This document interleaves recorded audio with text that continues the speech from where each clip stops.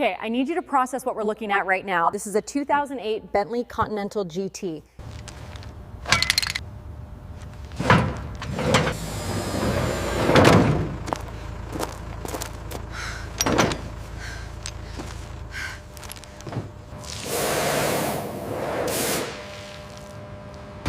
All right, team, now that she's clean, let's talk about what we're actually dealing with here. The good news first, this Bentley is structurally perfect. See, this is the moment. All those months of work, every rebuilt part, every perfect paint coat, it all comes down to this.